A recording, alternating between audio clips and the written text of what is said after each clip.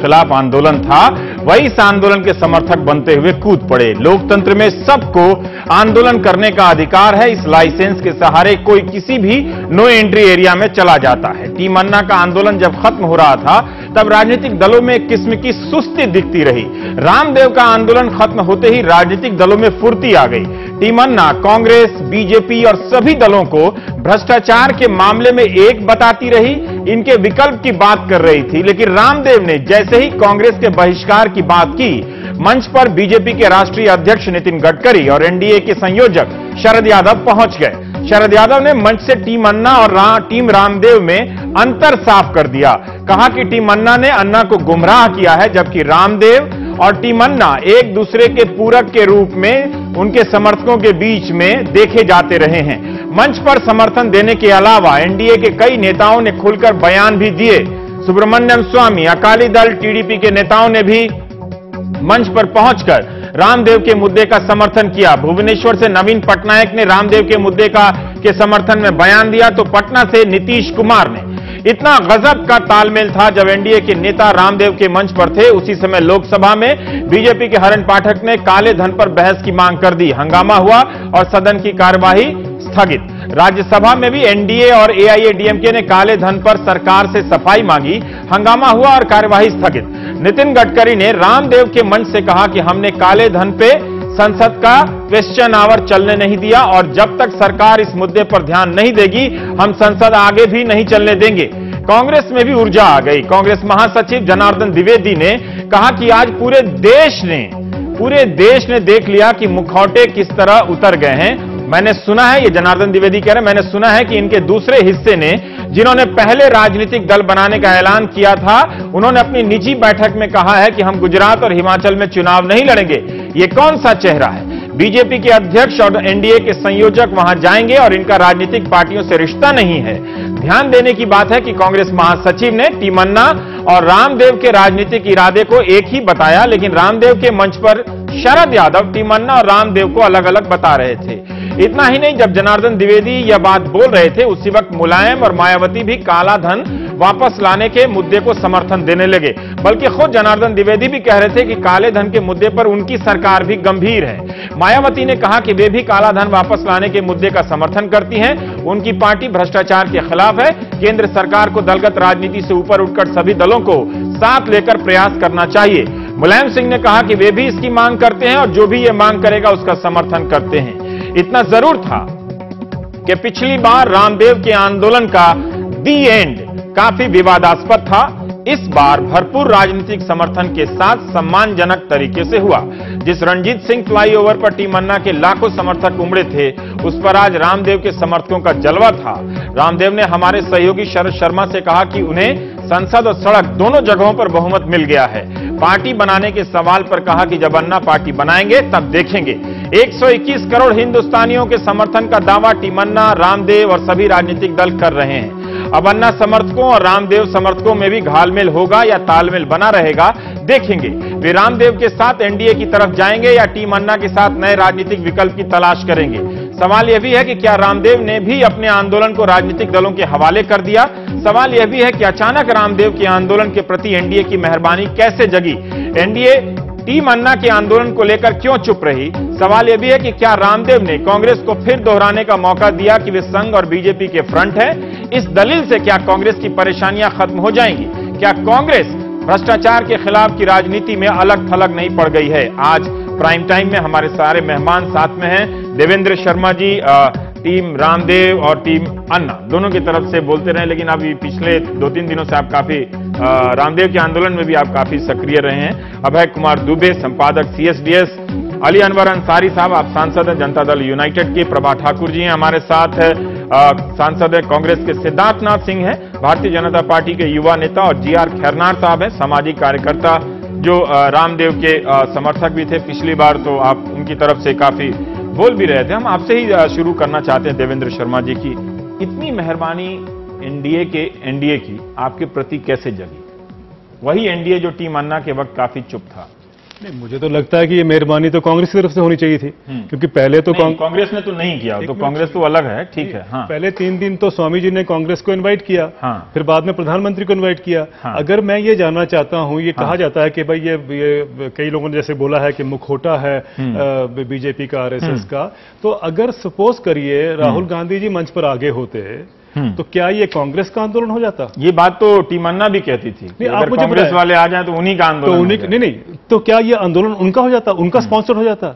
ये बहुत दुर्भाग्य है कि हम ये इस चीज में देखते हैं कि पोलिटिकल, आपने कांग्रेस के एंगल से जवाब दिया, आपने एनडीए के बारे में नहीं कहा। तो एनडीए, जब एनडीए इतनी मेहरबान कैसे? वही एनडीए टीम अन्ना के पास तो नहीं गई, आप वहां भी मंच पर थे। मैं आपसे अर्ज कर रहा हूं कि जब टीम अन्ना के मंच पर नहीं गई तो हमें ये बोला गया कि देखिए आप अकेले पड़ गए हैं, आपकी कोई सुन नहीं हो रहा है, सुध नहीं ले रहा है, ये सब बातें कही गई। अब अगर उसमें बाबा जी के पास वो लोग सब आए हैं, तब कहा जा रहा है वो क्यों आए हैं, भरपाई कर क्यों आए हैं, नहीं क्यों आए हैं ये सवाल पूछा जा रहा है। इसका मतलब ये नहीं है कि आप उनका मुखौटा है, ये भी बातें हो रही हैं। मुझे कहीं तो जीने दीजिए, कहीं तो हमें काम करने दीजिए। देखिए ये मुझे लगता है कि समझना पड़ेगा कि ये बहुत ही अच्छा स्ट्रेटेजिक डिसीजन था कि पॉलिटिकल डेमोक्रेसी है, आफ्टर ऑल पॉलिटिकल पार्टियों की सपोर्ट ली जाए, और पॉलिटिकल पार्टीज आई मंच पर। और देखिए जो मंच पर नहीं भी आए, इंक्लूडिंग सीपीआई ने भी सपोर्ट किया है, सिर्फ एनडीए के घटक दलों ने, मायावती और मुलायम ने भी किया। वो मैं कह रहा हूं कि उन्होंने भी किया। ऐसे टेलीविजन करता है, जब देखते हैं बहुत जमघट हो गया तो टेलीविजन भी आ जाता है, तब नहीं पूछते कि सवाल कि कितने लोग कम हो गए, कितने लोग हैं। तो मुझे लगता है कि सब अपनी मायावती पर भरोसा है कि वो काला धन से लड़ रही है, कह रहा हूं मुलायम सिंह पर भरोसा है कि वो काला धन हम ये नहीं करें, ये दोनों एक दूसरे पर महाभ्रष्ट होने का आरोप लगाते हुए यूपी में उतरते हैं।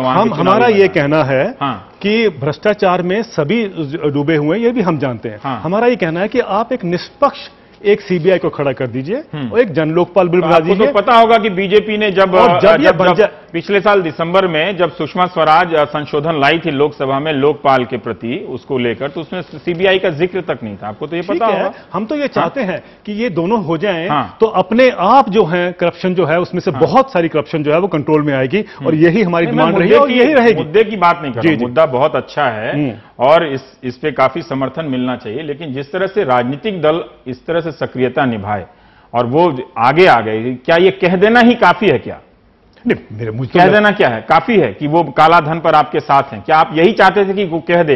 वो तो जब आप जा ही रहे थे, रामदेव जब उनके घरों पर गए तो सबने कहा हम आपके साथ हैं। बिल्कुल कहा उन्होंने, सबने कहा, तो फिर तो आंदोलन की जरूरत नहीं थी। वो तो आके वही कर रहे हैं। क्या आपने पूछा कि बीजेपी ने अपने राज्य में काला धन को निकालने के लिए क्या किया? आपने देखा कि ग्राम सभा से लेकर लोकसभा तक जितने सिग्नेचर हुए, तकरीबन 60% कंट्री ने सपोर्ट किया इस मूवमेंट के लिए। उसके बावजूद भी सरकार जो है अपने आप चुप्पी साधी रही, क्योंकि एरोगेंस था उनका। ठीक है, सरकार का निशाना उस पर मैं नहीं क्वेश्चन कर रहा हूं कि आप सरकार पे आप सही निशाना लगा रहे थे। रवीश जी बात सुनिए, जब ये कुछ दिन पहले मैं जब टीवी शो पे था तो उसने कहा कि हम आपके पास नहीं जाएंगे, हमारे पास समय नहीं है, हमारे पार्लियामेंट में होगा तो हम इसकी चर्चा करेंगे। अब तो पार्लियामेंट में हो गया, अब चर्चा करिए जरा उसके ऊपर, अब लाइए जवाब दीजिए। बार हुई थी वही तो हम कह रहे हैं कि हमें तो कहा जाता है कि आप कौन होते हैं, हमें तो कहा जाता है कि आप कौन होते हैं। अब जो पार्लियामेंट के अंदर वो कर रहे हैं, ये नहीं कह रहा हूं, मैं ये जानना चाहता हूं कि आपको ईमानदारी पे पूरा भरोसा है? नहीं, किसी के क्या कहीं ऐसा तो नहीं कि वो किसी बौखलाहट से, जैसे कई लोग कह रहे हैं कि एनडीए जो है अपने फायदे के लिए आपके साथ मिल गई? देखिए कोई भी आए, हम तो कांग्रेस को भी चाहते हैं कि अपने फायदे के लिए भर से क्या हो जाएगा? आप तो लड़ रहे हैं कि निर्णायक लड़ाई लड़ रहे हैं कि इसको लाने के लिए कुछ किया जाए। बिल्कुल ठीक, कोई भी आके एक पत्र दे जाए तो क्या वही उपलब्धि है? नहीं, लेकिन हमारी कोशिश ये है कि सब लोग आए, उसी चीज को समझें जो गरिमा की हम क्या आप मायावती और मुलायम सिंह यादव को ईमानदार मानते हैं इस मामले पर? मैंने कभी किसी को ऊपर नहीं कहा, लेकिन क्या आप मुझे कह रहे हैं सामाजिक बहिष्कार की बात, आप मुझे ये बताइए, बहुत अच्छी बात है। आप मुझे बताइए क्या सरकार जो हमारी है वो आपने कहा कि उनको, मैं कह रहा हूं कि नहीं है। नहीं, मैं तो खुद कह रहा हूं उसके ऊपर तो कोई नहीं बोलता। आप मायावती और मुलायम का जवाब नहीं दे रहे हैं, मैं जवाब दे रहा हूं कि सरकार ईमानदार नहीं है। हम चाहते राय दे रहा हूं सबकी इंक्वायरी हो, उनकी भी हो और सरकार की भी हो। और भ्रष्टाचार के मामले में मुलायम सिंह यादव या मायावती, अभी शिवपाल यादव जी ने कहा कि डकैती मत करो, चोरी कर लो। मजाक नहीं, सर्टिफिकेट देने से कोई बात नहीं बनेगी, लेकिन सच्चाई है कि देश को एक ऐसा जवाब नहीं दे रहे, निष्पक्ष एक एजेंसी चाहिए जो सबके ऊपर एक इन्वेस्टिगेशन कर सके, और ये पॉलिटिकल पार्टी से लेके आएंगे जब तक हम डिमांड नहीं करेंगे। क्या किया था प्रभा ठाकुर जी? कब तक ये बात आप कहती रहेंगी कि ये इसके फ्रंट है, ये उसके फ्रंट है? सिद्धार्थ, मैं आ रहा हूं, एक प्रभा ठाकुर जी से पूछ रहा हूं। हाँ, सवाल का जवाब दीजिएगा कि क्या यही काफी है ये कह देना कि ये इसके फ्रंट है, ये उसके फ्रंट है, इनका चेहरा उजागर हो गया, ये मुद्दा तो सामने है? इससे जो भ्रष्टाचार के सवाल हैं वो तो कहीं पीछे नहीं रह जाते हैं ना, वो तो तब भी बने हुए हैं, उससे तो आपका छुटकारा हो नहीं रहा है। ऐसा है कि चाहे कोई राजनीतिक दल हो या इस देश की आम जनता हो, भ्रष्टाचार के समर्थन में कोई भी नहीं है। सब खिलाफ हैं, भ्रष्टाचार के भी, काले धन के भी। अब सवाल ये है कि इसको दूर करने के लिए कैसे क्या उपाय किए जाएं, क्योंकि कांग्रेस नीत सरकार है तो उसकी एक इस समय एक अहम जिम्मेदारी और जवाबदारी भी बनती है हर तरह से। तो वो सरकार अपने तरीके से काम कर रही है। अगर बाबा रामदेव ये चाहें कि यहाँ आके 2 दिन 3 दिन हंगामा करके, भीड़ जुटा करके वो काला धन वापस आ जाएगा और एकदम भ्रष्टाचार मिट जाएगा, ऐसा करिश्मा नहीं हो सकता। ये तो वही दलील है जो आपने लोकपाल के वक्त दी थी मैडम।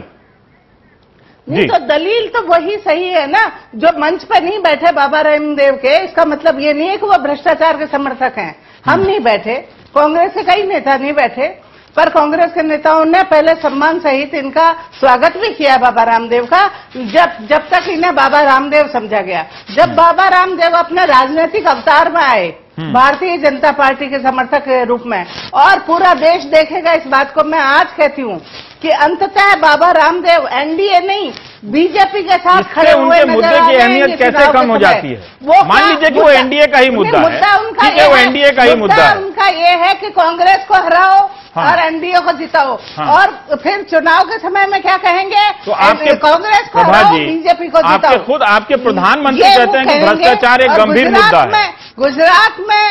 गुजरात से जो उन्होंने ये चिंतन आरंभ किया है, ये गुजरात पहुंचेंगे चुनाव के समय में, ये उसकी भूमिका है। मैं अभी से बता रही हूँ, पूरे देश के सामने कह रही हूँ बहुत जवाबदारी के साथ। ये इनका कोई अनशन, कोई ये और आंदोलन जो है न काले धन के लिए है, ये सब दिखावा है, ढोंग है, पाखंड है, जनता को बरगला रहे हैं वो। उनका असली मकसद है बीजेपी को राज में लाना, सत्ता में लाना। ठीक है, पर वो जो मुद्दा है वो ठीक है कि आप भी तो मौका दे रही हैं सिद्धार्थ। हम कैसे मौका दे रहे हैं? सरकार काम कर रही है अपना। सरकार जिस तरीके से, वो एनडीए सरकार से क्यों नहीं पूछते? 6 साल हो रही थी सत्ता में। राजीव शुक्ला ने सिद्धार्थ कहा कि 48,000 करोड़ रुपए काला धन लाने, हालांकि ज्यादा है, 49,000 करोड़ सरकार ने घर से काला धन निकाला इस देश से, और 600 करोड़ बाहर चला। जी प्रभा जी, एक मिनट।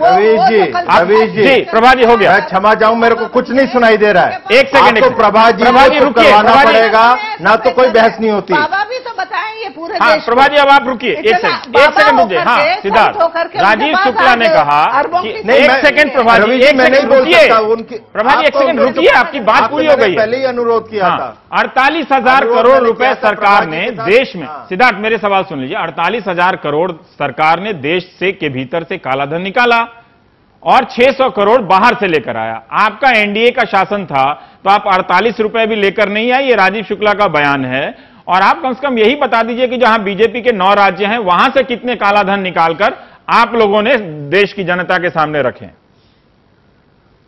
रवि जी, पहले तो एक छोटी सी टिप्पणी कर दूं और आपको करेक्ट करना चाहता हूं, अच्छा नहीं लगता। तो आपने सुषमा जी का जिक्र किया जब लोकपाल की बहस हो रही थी, और जब आपकी जो ड्राफ्टिंग कमेटी जिसमें हमारे भी लोग थे, हमने 17 उसमें संशोधन मांगे थे, जिसमें सीबीआई के ऑटोनॉमी के बारे में बड़े विस्तार से लिखा हुआ है। तो इसलिए कृपा करके वो जो आपने कहा था वो गलत था। मैं उसमें बहस में नहीं जा रहा हूं, मगर आपकी जानकारी के लिए। अब मैं आपके उत्तर, आपने जो प्रश्न पूछा उसके उत्तर पे आता हूं। देखिए, कांग्रेस के जो पार्लियामेंट्री अफेयर्स जो मंत्री हैं ना, शायद उनकी जानकारी कम होगी, मगर 2 अंतर आते हैं। एक होता है टैक्स इवेजन, उन्होंने 48,000 करोड़ की बात करी, वो टैक्स इवेजन है। जो काला धन बाहर है उसको लाने की जो बात करी जाती है वो है मनी लॉन्ड्रिंग हुआ। जो आपके देश में कुछ आपने धन कमाया इस माध्यम से कि वो आपने चोरी करी, कोई डील कर ली, वो आपने बाहर रख लिया, उसकी बात करी। तो जो टैक्स इवेजन होता है, आपकी बड़ी बड़ी कंपनियां या साधारण व्यक्ति भी जो टैक्स देता है, उसने आकलन लगाया कि मेरा 10,000 है, तो सरकार ने कहा नहीं 10,000 नहीं, आपका 25,000 होएगा, उसको उन्होंने कलेक्ट किया। तो इस पे वो नॉर्मल सीबीडीटी की, आज मैंने भी सुना तो मैंने सीबीडीटी की वेबसाइट पे चला गया और वहां पे देखा तो 48,000 नहीं है, वो 52 हो गया है। तो इसलिए उस पे वो अपने आप को ज्यादा होशियार समझ के कांग्रेसी और ये ना दिखाएं कि उन्होंने क्लेम किया। चलिए, तो बढ़िया। ये जो है, जो आपने फिर दूसरा प्रश्न जो पूछा, आपने अपने राज्य में जो टैक्स इवेजन जो होता है, इनकम टैक्स जो है वो सेंट्रल डोमेन के अंदर आता है। काला धन की बात कर रहा हूं। काला धन तो आपके शासित राज्यों में होगा नहीं है? तो जहां पे है वहां पे नहीं, जहां पे है, मैं देखिए एक ये भ्रम ना हम फैलाएं कि काला धन जो है वो है नहीं या ये है। मैंने कार्रवाई, इस देश के अंदर करप्शन, एक भ्रष्टाचार एक इशू है और ये आज से नहीं बरसों से चला आ रहा है। लेकिन आज जब करप्शन एक मुद्दा बन गया है, कहीं किसानों के साथ आत्महत्या बन गई है, तो जवाबदेही राजनीतिक दलों की होती है। सरकार में जो बैठा था उसकी ज्यादा होती है। राजनीतिक दल कोई भ्रष्ट हो नहीं हो, मैं भ्रष्ट किस प्रकार, मेरे एक सवाल का जवाब खत्म कर देता हूं बात अपने। हाँ जी बोलिए। जिस सवाल का जवाब देवेंद्र जी ने साफ साफ तरीके से नहीं दिया। मुलायम सिंह यादव और मायावती जी भी समर्थन कर रही हैं काले धन का, जिस मुद्दे को आप लोग समर्थन करने गए थे। जी मैं रवीश जी आपको उसी का जवाब दे रहा था जब आपने ये प्रश्न पूछ लिया। ठीक है, मैं आपसे ये कह रहा था भ्रष्टाचार है, कौन सी पॉलिटिकल पार्टी में है नहीं है, भ्रष्टाचार एक बड़ा विषय इस देश के अंदर आ गया है। इस देश की जनता उब चुकी है। हर पॉलिटिकल पार्टी को उसके प्रति कितने वो संवेदनशील हैं और क्या करना चाहते हैं, उनकी नैतिकता किस प्रकार से बोल रही है, वो उसका परिचय देना है। अच्छा। कांग्रेस दुर्भाग्यपूर्ण उसका परिचय नहीं देना चाह रही है। मैं ये नहीं कहता कि मुलायम सिंह आगे जाके क्या करेंगे, समाजवादी बीएसपी क्या करेगी, कौन सी पार्टी क्या करेगी, मगर बीजेपी की तरफ से मैं एक मिनट, प्रभा जी शांत हो जाइए थोड़ा सा। वहां के भ्रष्टाचार का नहीं, देखिए भ्रष्टाचार के बारे में बात कर रहे थे राज्यों की। रवि जी मैं कृपा करके मैं भी बोल सकता हूं। प्रभा जी अब सुनिए मेरी बात, आप भी प्रभा जी अब मेरी बात सुनिए। आप देखिए बीच में टोका टोकी करेंगे तो मैं फिर माइक नीचे कर दूंगा। एक समय में एक ही बात बोलिए। हाँ सिद्धार्थ आप पहले बोल लीजिए, मैं उनको मौका दूंगा। एक सेकंड प्रभा जी। सिद्धार्थ आप चलिए, मैं माइक कर देता हूं, मैं सबको मौका दूंगा। हाँ जी, जिस प्रकार से भ्रष्टाचार की लड़ाई में जो परिचय देना चाहिए नैतिकता का, उस समस्या से किस प्रकार से देश जूझ सकता है,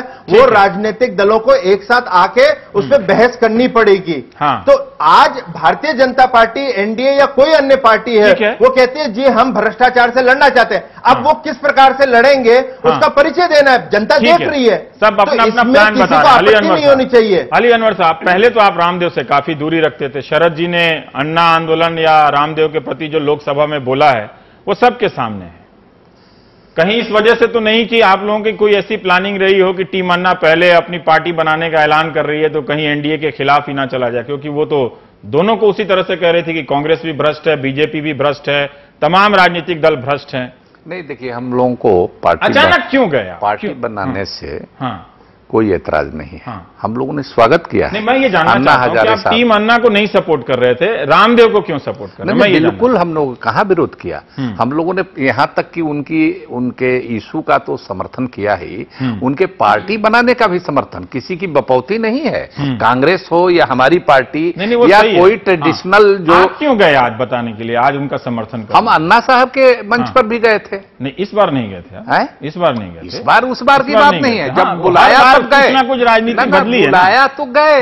बुलाया तो गए और हमारा खुलेआम समर्थन था हमारी पार्टी का, हमारे नेता नीतीश कुमार जी का, और खुलेआम समर्थन था।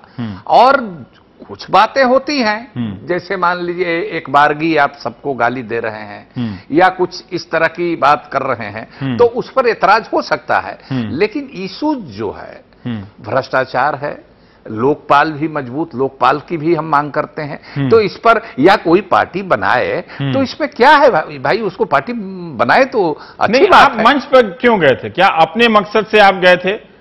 मंच पर हम इसलिए गए कि हमको बुलाया। हाँ? क्या आप तब गए, तब आप जाने का फैसला किया कि जब रामदेव ने एंटी कांग्रेस लाइन लिया? भी नहीं, एंटी कांग्रेस की बात नहीं है। सरकार अपने से मान लेगी, क्योंकि यूपीए की सरकार है, तो आंदोलन कोई कर रहा है तो एंटी गवर्नमेंट है, सरकार का काम है उसमें पहल करना। वो एंटी पॉलिटिकल पार्टी थे, तब तक ऐतराज था ना, जब वो सभी राजनीतिक दलों को बोल रहे थे। हम लोग को कोई, देखिए हम लोग पॉलिटिकल आदमी हैं और जनता का कोई हिस्सा रिक्शा वाला भी आंदोलन करेगा, उसका भी हम समर्थन करते हैं। और पॉलिटिकल पार्टियां कोई भी आंदोलन करते हैं उसका समर्थन करते हैं। नहीं, जनहित में है, देश हित में है, क्या जीत हुई? मैं देश हित में है, जनहित में है, तो क्यों नहीं किया? लोग काला धन के हित में बात कर रहे हैं, वो आएगा कि नहीं आएगा? मीडिया भी समर्थन करता है। वो छोड़िए, मीडिया कवर कर रहा है, इसी को लेकर बड़ा कंफ्यूजन है कि कभी समर्थन करता है। अभी वो कह रहे थे भीड़ आई तो कवर कर रहा था, तो समर्थन करता है तो बिना भीड़ के भी करता है। जैसे मुझे ये बताइए कि रामदेव जी कहते हैं उनको गुजरात में भ्रष्टाचार नहीं दिखता है, मानते हैं आप इस बात को, पॉलिटिकल लाइन को? उनका नहीं, फिर नरेंद्र मोदी से गुजरात से क्या वास्ता है, उसका कोई लेना देना हम लोगों को नहीं है। कोई जरूरी है रवीश जी की हर बात का, किसी की हर बात का समर्थन ही किया जाए? नहीं, हम वो जरूरी नहीं है, लेकिन मैं ये जानना चाहता हूँ कि आप क्यों उनका समर्थन कर रहे हैं? काले धन के खिलाफ जो आंदोलन कर रहे हैं, एक बेदारी, एक जागृति पैदा कर रहे हैं, ठीक है, उसका प्रभा जी आ रहा हूँ, एक सेकंड प्रभा जी, बारी बारी से मैं सबके पास आऊंगा। दुबे जी, आप मुझसे भी तो मौका दीजिए कुछ। मैं सबको ही बारी बारी से बोल रहे हैं, सबको मौका दे रहा हूं, बस आप इंतजार कीजिए, आपको भी मौका मिलेगा। ये सब बात करने में समय खत्म हो जाता है। मैं आ रहा हूं आपके पास। हाँ जी, देखिए, आप पिछले साल अगस्त में क्या हालत थी, मैं उस तरफ जरा आपका ध्यान खींचना चाहता हूं और अपने सारे पैनलिस्टों का भी ध्यान खींचना चाहता हूं। पिछले साल अगस्त में लोग जब सड़कों पर निकले थे इन्हीं दिनों, तब कांग्रेस और ये सरकार काफी दबाव में थी। इस बार भी लोग सड़क पर निकले, वो कौन लोग हैं इसकी अब लोग बाद में चर्चा करेंगे, लेकिन क्या इस बार सरकार उतनी ही दबाव में है? क्या सरकार उसी तरीके से गलतियां कर रही है, या सरकार पहले के मुकाबले ज्यादा आत्मविश्वास है? उसकी रणनीति पहले के मुकाबले काफी साफ है और वो इस आंदोलन से, उससे पहले अन्ना हजारे के अनशन से उसने बहुत सफाई के साथ में और काफी अपनी अंदरूनी एकता दिखाते हुए वो उससे निपटी है। तो मेरा कहना है कि जो भीड़ अपने आप निकल कर आती है, स्वतः स्फूर्त निकल के आती है, अपने काम का, अपने फैमिली टाइम का, अपने परिवार के टाइम का नुकसान करके किसी आंदोलन में आती है, सरकार उस भीड़ से डरती है। वो भीड़ जो पिछले साल निकली थी, वो भीड़ वो थी। ये भीड़ जो बाबा रामदेव के साथ है, ये हमेशा उनके साथ चलती है, थोड़े कम और थोड़े ज्यादा नंबरों के साथ में। आप इसी भीड़ को उनके योग शिविरों में आसन लगाते हुए देख सकते हैं, इसी भीड़ में उनके दवा बेचने वाले एजेंट हैं। मैं ये कह रहा हूं कि ये भीड़ आई नहीं है, ये भीड़ लाई गई है। ठीक है, जो भीड़ ठीक है, नहीं, दोनों बातों में बहुत फर्क है। दिल्ली ऐसी रैलियों का बहुत पुराना केंद्र है जो बड़े पैमाने पर भीड़ें लाते रहे हैं, लाखों की संख्या में दिल्ली में। उससे सरकार को कभी कोई बेचैनी आज तक नहीं हुई। उससे कुछ अव्यवस्था फैलती है, आज अव्यवस्था फैली, ट्रैफिक जाम हो जाता है, नागरिकों को दिक्कत होती है और तमाम पुलिस के सामने एक चुनौती आती है, लेकिन उससे कोई राजनीतिक चुनौती नहीं बनती। राजनीतिक चुनौती उस भीड़ से बनती है जो भीड़ अपने आप आती है, नंबर एक बात। दूसरी बात यह है कि जो पार्टियों के नेता है, उसमें आप गडकरी साहब का बयान सुनिए। गडकरी साहब के बयान की जो 2 लाइनें आपने सुनाई हैं, उनको आप याद कीजिए। उन्होंने कहा है कि बाबा रामदेव यहां आंदोलन कर रहे हैं, वो यहां चुनाव लड़ने के लिए नहीं बैठे हुए हैं। केवल इन 2 लाइनों पर गौर कीजिए। विपक्षी दल हमेशा ये चाहते हैं कि कांग्रेस के खिलाफ एक कोई मुहिम चले और लगातार चलती रहे। मैं वो मुहिम अच्छी है, बुरी है, उसके खुद वोट लेने के लिए ना आ गया है। लेकिन वो मुहिम खुद अन्ना हजारे की पार्टी की तरीके से खुद वोट लेने के लिए आएगी, तो वो तो विपक्षी दलों के ही वोट कटेंगे। जो एंटी कांग्रेस वोट है, जो कांग्रेस विरोधी वोट है, वही वोट कट के उनके पास जाएगा। तो अन्ना हजारे ने जब पार्टी बनाने का ऐलान किया, उससे विपक्षी दलों में काफी बेचैनियां हुई। मैं ये मानता हूं, मेरा विश्लेषण ये है, और उन्होंने धीरे धीरे वो उससे अपने आप को दूर करते गए। तीसरी बात मैं ये कहना चाहता हूं कि अन्ना हजारे की रणनीति और बाबा रामदेव की रणनीति में शुरू से ही फर्क है। अन्ना हजारे शुरू से ही विपक्षी दलों को अपने मन से दूर रखने की कोशिश करते रहे हैं। व्यक्तिगत रूप से उनके किसी भी नेता से ताल्लुक हों वो अलग बात है, लेकिन सार्वजनिक रूप से उनके मंच पर शुरू में तो उन्होंने नेताओं को दुत्कारा भी था। यहां तक कुछ नेताओं को बड़ा अपमानित भी होना पड़ा था। लेकिन बाबा रामदेव शुरू से ही ये जो राजनीतिक चैनल है, पॉलिटिकल लीडर्स के साथ में और पॉलिटिकल पार्टीज के साथ में, इस चैनल को वो लगातार खुला रखे रहे हैं। उनकी रणनीति यही रही है कि ज्यादा से ज्यादा नेता और पार्टी हमारे साथ जुड़ें। तो ये जो आज मंच पे दिखाई पड़ रहा है, ये उसी रणनीति का परिणाम है।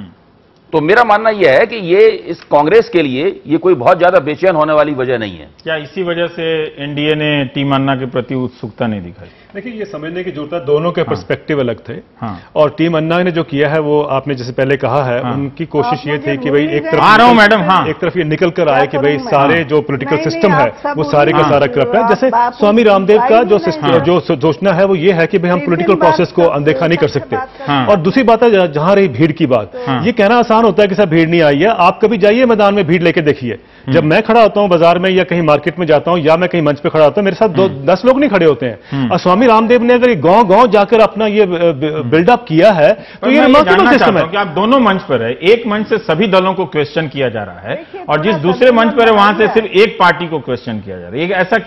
देखिए, हमने उस मंच में भी कहा था कि ये जो सिस्टम है, ये जो हमारे इसमें चल रहा है कि हम सबको कर रहे हैं, ये ठीक नहीं है। बहुत से लोगों ठीक नहीं है। हाँ, ये कहा गया मतलब माया, मायावती, मुलायम सिंह यादव या बीजेपी वगैरह सब ठीक ठाक है। मतलब इसका ये मतलब कतई नहीं है जो आप कह रहे हैं, बिल्कुल नहीं है। खन्ना साहब सॉरी, मैं आ रहा हूं सर। आपने पहले भी कहा, मैं आपको स्पष्ट कर दूं कि हमारा ये कहीं मतलब नहीं है कि मुलायम हो या दूसरे हो या तीसरे हो, जो भी हैं, हम ये कहते हैं कि सब के सब जो है एक सिस्टम को बिल्डअप किया जाए, उसको स्ट्रेंथन किया जाए, ये हमारा कहना है। और आफ्टर ऑल ये होना तो पार्लियामेंट में ही है, इन्हीं लोगों ने करना है, इन्हीं के हाथ से करवाएं। पहले बड़े चोर को पकड़ लीजिए, अर्जी पत्री लेके इनके पास आप गए थे ना, इनके पास तो गडकरी जी के पास गए थे। गडकरी जी ने कहा 1 मिनट में हमने समर्थन दे दिया जी। जब समर्थन आपको मिल ही गया था तो फिर आंदोलन की क्या जरूरत? नहीं, क्यों नहीं। अब जब देखिए समर्थन तो मिल गया था इनका, बाकी पॉलिटिकल पार्टीज भी आना चाहती थी, सब मंच पर आई हैं, मंच पर आके उन्होंने इसमें सपोर्ट किया। आप क्या कह रहे हैं कि एनडीए ज्यादा ईमानदार है भ्रष्टाचार से लड़ने के? बिल्कुल नहीं कहा, बिल्कुल नहीं कह रहे। सिर्फ जो बात निकल के आई है वो ये है कि कांग्रेस रामदेव चुनाव में जब जाएंगे तो क्या आप,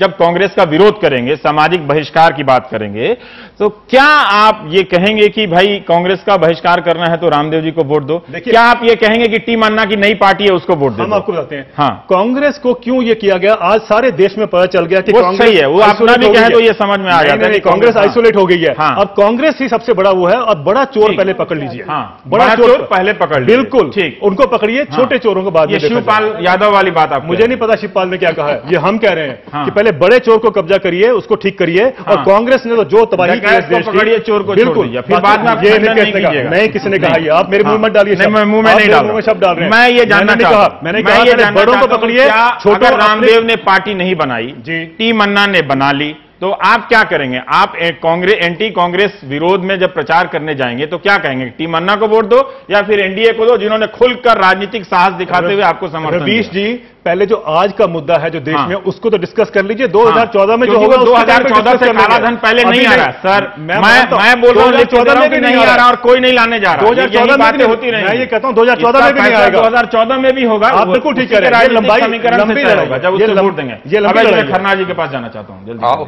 खन्ना जी, खन्ना साहब, आप रामदेव के साथ शुरू में ही थे। एक गैर राजनीतिक आंदोलन बताया गया, ये कहा गया कि किसी का नाम नहीं लिया जाएगा मंच में और मुद्दे को सामने रखा जाएगा, ठीक है? एनडीए का जो ऐसा व्यापक समर्थन मिला है, क्या आपको कुछ पुराने सपोर्टर होने के नाते असहज नहीं करता ये सवाल?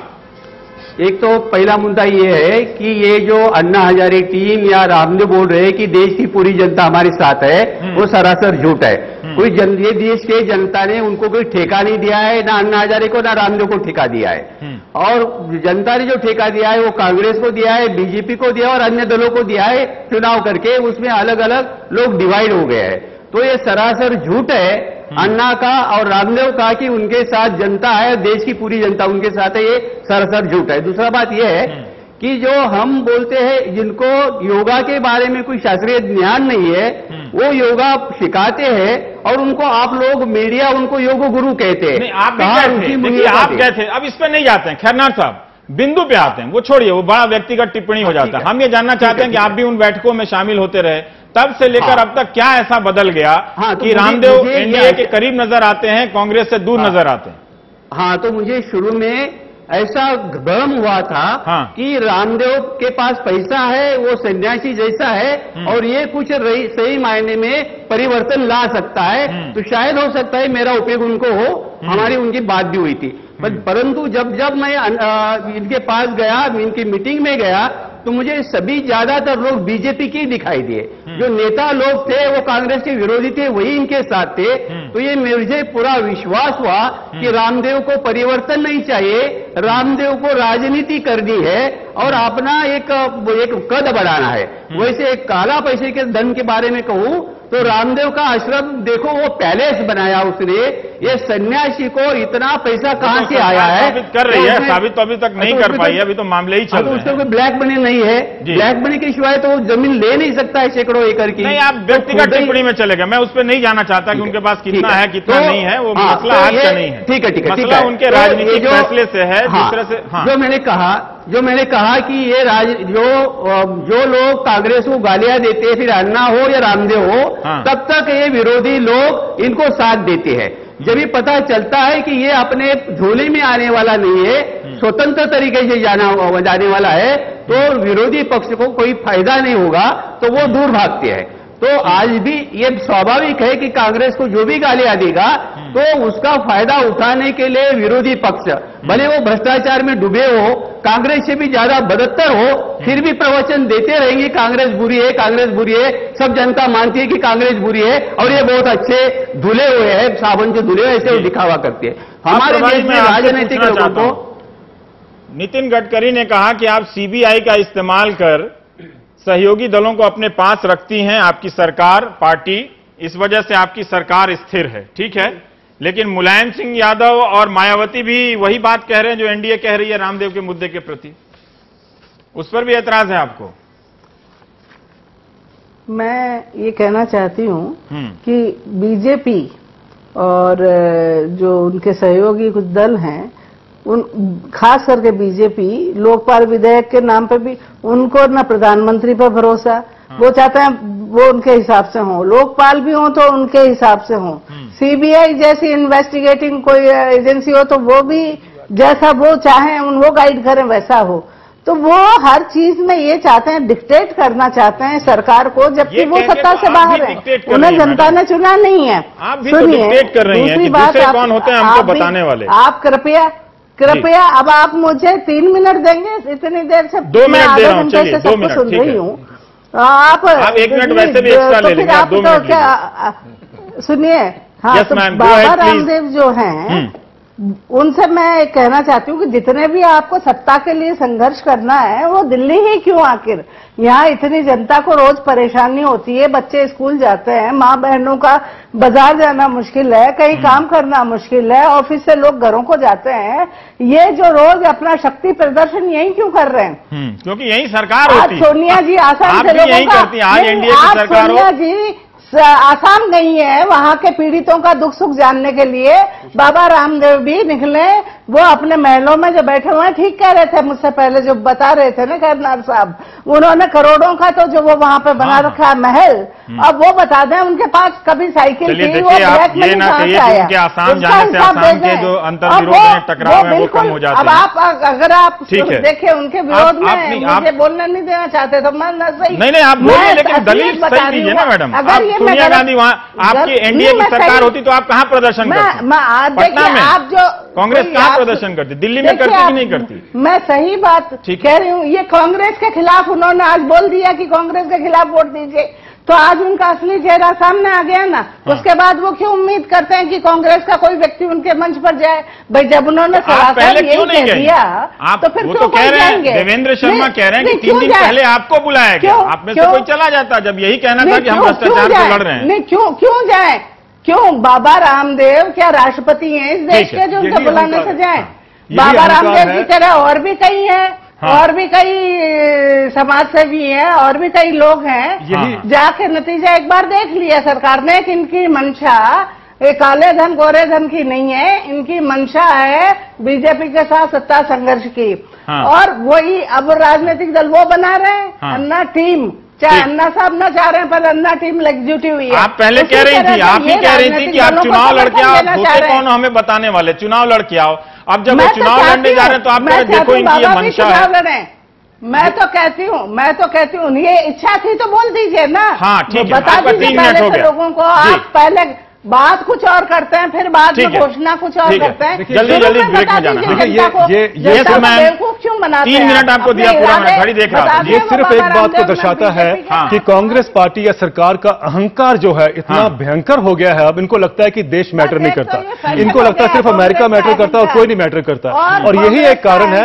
एक आपको याद है, एक कहावत होती थी, गीदड़ की मौत आती है तो शहर की तरफ जाता है, वो पुरानी कहावत थी, अब उसमें संशोधन करने की जरूरत है, अब समय बदल गया है। मेरा ये मानना है गिदड़ की मौत आती है तो उसमें अहंकार आ जाता है, और ये पार्टी जो है अब इसमें अहंकार आ चुका है। ये सोचते हैं कि हमें सोशल मूवमेंट्स की देखना नहीं है, हम आम आदमी के नहीं है, हम सिर्फ कॉर्पोरेट की बात करेंगे और किसी की बात नहीं करेंगे। और यही उनका ये कहना कि आप पॉलिटिकल पार्टी, अब आम आदमी नहीं है। पॉलिटिकल पार्टी तो टीम अन्ना हुई ना, बाबा को भी आपने कहा, अब आप बाकी मूवमेंट्स को भी यही करेंगे। मैंने कई बार कहा है कि सोशल मूवमेंट्स पे क्या इंपैक्ट पड़ेगा इसका, ये सब देखने वाला है। क्या यही कि आंदोलन अपनी गलतियां करते जाएं, अगर गलतियां हैं, और कांग्रेस ये कहती जाए कि देखिए हम जैसा चाहते थे वैसा, वही दलील काफी है क्या?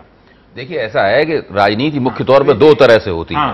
एक तरह वो है जिसमें आप चुनाव लड़ते हैं और चुनावी राजनीति में जाते हैं। दूसरा चुनावी राजनीति के बाहर राजनीति होती है, जो अभी तक अन्ना हजारे के लोग कर रहे थे, और बाबा रामदेव भी वो राजनीति करने की शुरुआत की थी। लेकिन पिछली बार जब रामलीला मैदान में उन्होंने एक तरफ तो सरकार के साथ बातचीत जारी रखी और दूसरी तरफ वो विपक्ष के नेताओं से बातचीत करते रहे, तो ये जो हुआ है उससे उनकी मॉरल अथॉरिटी, जो नैतिक प्राधिकार होता है, जो नैतिक साख होती है, उस नैतिक साख पे एक बहुत बड़ा सवालिया निशान लगा हुआ है। पिछली बार इसी मंच पर, मेरे ख्याल 3-4 दिन पहले की बात है, 3-4 दिन पहले की बात है, 7-8 लोगों से जो कि बॉम्बे के थे, जो बनारस के थे, आप लोगों के कैमरामैन ने बातचीत की थी। उन्होंने बाबा रामदेव के बारे में जो ख्याल व्यक्त किए थे वो आपके रिकॉर्ड में होंगे, वो आप उनको दोबारा भी सुना सकते हैं और खुद भी देख सकते हैं। मेरा कहना यह है कि जो मॉरल अथॉरिटी है, जो शुरू में अन्ना हजारे के आंदोलन की बनी थी, वो कभी भी बाबा रामदेव के आंदोलन की नहीं बन पाई। अन्ना हजारे का आंदोलन उस मॉरल अथॉरिटी को जारी नहीं रख पाया, उसने खुद ही उसको छोड़ दिया और वो उस दूसरे पाले में चला गया। मतलब वो एक अलग बात है, वो उनकी अपनी कमी है और वो उसका खामियाजा भुगतेंगे। लेकिन बाबा रामदेव के आंदोलन के पास वो मॉरल अथॉरिटी नहीं है जो कि एक जन आंदोलनकारी के पास होती है। देखिए अभय जी, मैं छोटा सा ब्रेक लेना पड़ेगा। सिद्धार्थ मैं आ रहा हूं, मैं आपको ही पूरा टाइम दूंगा, उसके बाद आप प्रभा जी से छोटा सा ब्रेक ले लेता हूं कि जिस तरह से आप कई कार्यक्रमों में इन आंदोलनों के प्रति सहानुभूति आप प्रकट करते रहे, आप सवाल कर रहे हैं, तो कई ट्विटर पर लोग पूछेंगे कि कहीं अभय कुमार दुबे बिक तो नहीं गए। चलिए देखिए इस बात छोटे से ब्रेक के बाद आ रहा हूं जल्दी, इस बात का भी जवाब दिया जाएगा।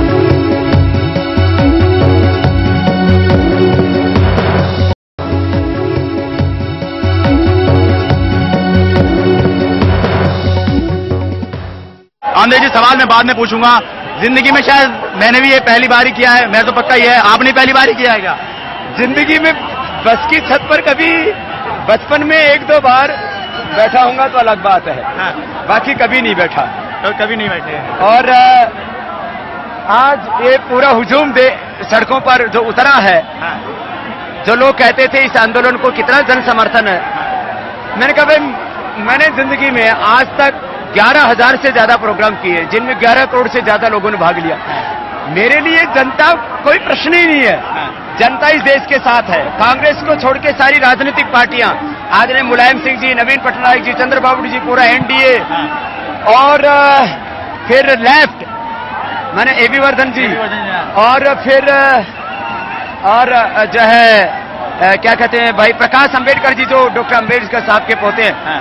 पूरा हिंदुस्तान एक तरफ है और कांग्रेस एक तरफ है। पहले तो हमने नारा दिया था भ्रष्टाचार मिटाओ देश बचाओ, काला धन लाओ देश बचाओ। अब यदि कांग्रेस नहीं मानी तो नारा देना पड़ेगा कांग्रेस हटाओ देश बचाओ। सिद्धार्थ जी, अगर जिस तरह से रामदेव जी कह रहे हैं कि सारी पार्टियां उनके साथ हैं, अगर वो चुनाव के वक्त आपके साथ नहीं आए तब क्या करेंगे आप, अगर वो अपनी पार्टी बना लेंगे तो?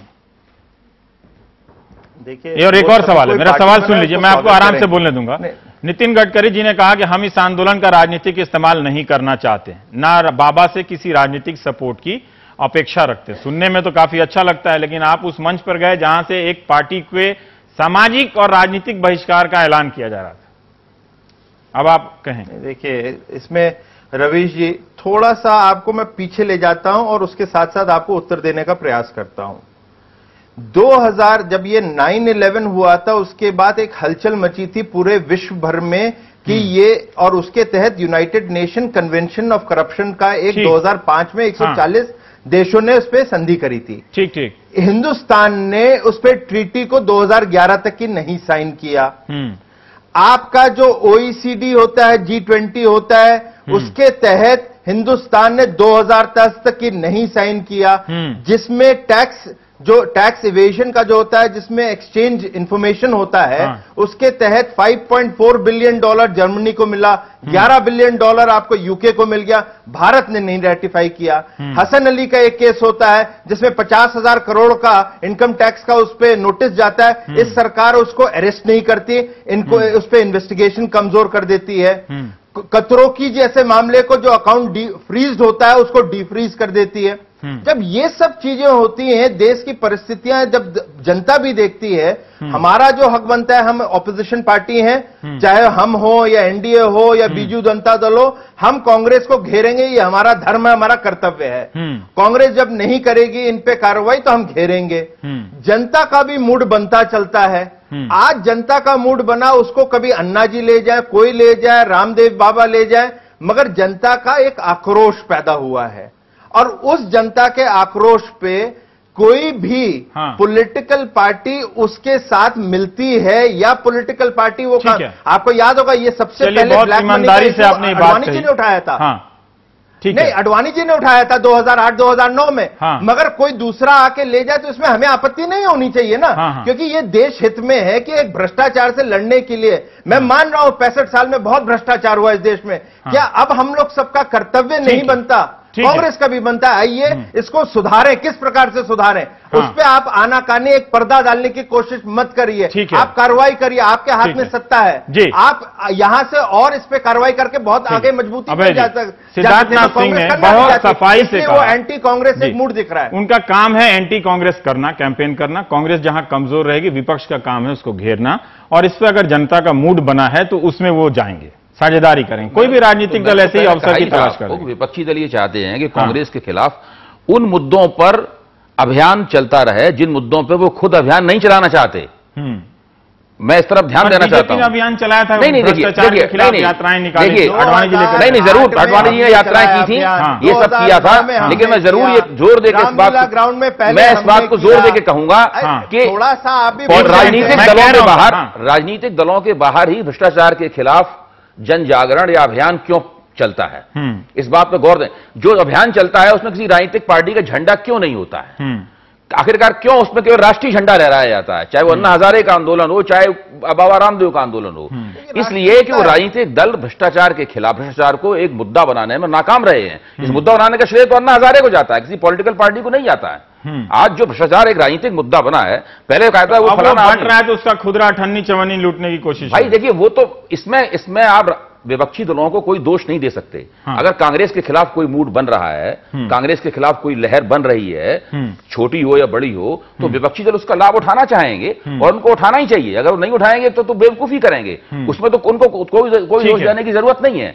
मेरा केवल निवेदन यह है कि देखने की बात यह है कि विपक्ष इस भ्रष्टाचार विरोधी मुहिम ने सभी राजनीतिक पार्टियों की साख पर बट्टा लगाया है और उसमें विपक्षी दल भी शामिल हैं। ऐसा नहीं है कि केवल कांग्रेस सत्ता में है इसलिए उसकी साख पर ज्यादा बट्टा लगा है, विपक्षी दल विपक्ष में है उनकी साख पर थोड़ा कम बट्टा लगा है। ऐसी बात नहीं है कि वो इस काजल की कोठरी से बाहर हैं। वो क्यों नहीं वो उस गंगा में अपना हाथ, अरे भाई वो क्यों नहीं अभियान चलाना चाहते हैं, भ्रष्टाचार को मुख्य मुद्दा क्यों नहीं बनाना चाहते हैं? क्योंकि जानते हैं कि अभी चुनाव आएगा, सब कह रहे हैं कि मेरे मैनिफेस्टो में है। अरे उससे क्या होता है? अरे लानत है उस आदमी के ऊपर जो ये कहेगा कि हम भ्रष्टाचार के पक्ष में हैं। कौन कहेगा ये? हम काले धन के पक्ष में हैं। ये कहने की औपचारिकता नहीं कहेगा ना। ये तो सीधी बात, ये अभी चुनाव लड़ना है, 50-50, 60-60 करोड़ रुपए एक पार्लियामेंट, एक कैसे मान लें कि जिस तरह से कांग्रेस गंभीर नहीं है उस एक चुनाव क्षेत्र में मानना पड़ेगा कि उस तरह से विपक्ष भी गंभीर नहीं है। ये कहना बिल्कुल गलत है। कोई भी विपक्षी पार्टी भ्रष्टाचार के मुद्दे के ऊपर अभियान नहीं चलाना चाहती। ठीक है, 1 साल बचा हुआ है, लिप सर्विस सब कर रहे हैं। प्रभा जी, सिनिसिज्म नहीं है, अभी आप फरमा रहे थे वो ठीक कह रहे हैं। और मैं ये जो लड़ाई है भ्रष्टाचार के खिलाफ या काले धन के खिलाफ, ये जैसा कहा गया कि बिल्कुल सही है, सब इसके विरुद्ध में है। और जो आज मंच पे गए भी हैं लीडर्स, वो बाबा रामदेव के कारण नहीं गए हैं, वो भ्रष्टाचार के खिलाफ और काले धन के खिलाफ और जो उनकी भावना है उसको कहने के लिए गए हैं। और इसके लिए कांग्रेस की नीति जो यूपीए सरकार है वो काम कर रही है, वो उस पे काम पे लगी हुई है। अब आपने पूरे देश ने देखा कि लोकपाल विधेयक जब लोकसभा में पारित हो गया तो भी वहां वही राजनीतिक दल थे जो राज्यसभा में है, वो के वही दल है। बीजेपी का कहना है कि वो कमजोर लोकपाल है। कि जब लोकसभा में पारित हो गया तो वो राज्यसभा में उन्हीं दलों ने उसका विरोध क्यों किया, उसमें करीब 200 संशोधन और क्यों जोड़े करीब। चलिए ये अच्छा है कि सिद्धार्थ आपको बता रहे हैं कि आप गंभीर नहीं है और आप सिद्धार्थ को बता रही हैं कि वो गंभीर के लिए। तो जब भ्रष्टाचार के खिलाफ नहीं हो रही है ये मुहिम, ये कांग्रेस के खिलाफ मुहिम है, ये राजनीतिक मुहिम है बाबा साहब की। जो बाबा होकर के जिस तरह की वो भाषा बोल रहे हैं, भड़काऊ तो उनका काम है, वो बोल सकते हैं ना। आप जब कह रहे हैं कि सबको लोकतंत्र में आंदोलन का अधिकार है, तो फिर एक सवाल क्यों उठा रहे हैं कि बाबा होके राजनीतिक भाषा बोल रहे हैं? खुद ही को कंट्राडिक्ट कर रहे हैं आप लोग। बाबा शब्द हटाएं अपने आगे से। बाबा का मतलब होता है क्या जी? चलिए रामदेव कर लीजिए ना। नहीं, बाबा को भी अधिकार है, लोकतंत्र में बाबा भी रहता है, बाबा को भी आंदोलन करने का अधिकार है। या तो आप फिर ये मत बोलिए कि सबको अधिकार है, फिर कांग्रेस पार्टी सर्टिफिकेट से कौन आंदोलन कर सकते हैं कौन नहीं। बाबा तुलसीदास हुए हैं, ठीक है, बहुत योगी हुए हैं, कोई अरबपति नहीं हुए, बाबा तुलसीदास हुए हैं, ऐसे ऐसे बाबा हुए हैं। हाँ, रामदेव की गलती ये है कि रामदेव बाबा तुलसीदास नहीं, बड़े बाबा अरबपति हैं, नहीं कह रही हैं, वो ये कह रही हैं कि बाबा रामदेव उस तरह के बाबा नहीं है जो कि त्यागी विरागी होते हैं। ठीक है, वो संपत्ति जमा करने वाले बाबा हैं, वो ये कह रही हैं। अली अनवर साहब को काफी चुप बिठा लिया। सिद्धार्थ 10 सेकंड। सिद्धार्थ तो वो 1 सेकंड मैम हो गया आपका। सिद्धार्थ मुद्दा उसी के साथ चिपकेगा, मुद्दा उसी के साथ चिपकेगा जिसकी कथनी और करनी में फर्क रहेगा, जिसकी नैतिकता पे पारदर्शिता नहीं रहेगी। कांग्रेस के साथ करप्शन का मुद्दा चिपक रहा है क्योंकि उनकी कथनी करनी में बड़ा अंतर हो रहा है। मैंने अभी आपको 2005 से 2011 तक उल्लेख करके दिखा दिया। आपने 2G पे कोई कार्रवाई नहीं करी। चलिए कल बहस कर लेंगे और ये चीजें एक दिन और कर लेंगे। ये मुहिम बन रही है। अली अनवर साहब चलिए आप, हमारे अंदर जो दम है वो आपको समय नहीं मिलेगा, पूरा दिखाएंगे। लेकिन ये समर्थकों का भी अभियान है। जिन लोगों ने भ्रष्टाचार के खिलाफ लड़ाई लड़ी है और वो आए, अन्ना समर्थक और रामदेव समर्थक भी देखेंगे कि जैसा मैं शुरू में मैंने कहा वो कहाँ जाते हैं, किसकी तरफ जाते हैं। जैसे फेसबुक पे किसी ने बहुत अच्छा कमेंट किया था शोले की तरफ से कि टीम अन्ना, आधे समर्थक टीम अन्ना के साथ जाओ, आधे समर्थक टीम रामदेव के साथ जाओ, बाकी मेरे पीछे आओ। मजाक का नहीं है, लेकिन ये समर्थकों का भी इम्तिहान है क्योंकि राजनीति ने आंदोलन में घालमेल किया है या तालमेल किया है, ये आपको देखना है कि भ्रष्टाचार से लड़ने के लिए कौन सी पार्टी सबसे ज्यादा ईमानदार है। आप देख रहे थे प्राइम टाइम, देखते रहिए प्राइम टाइम। नमस्कार।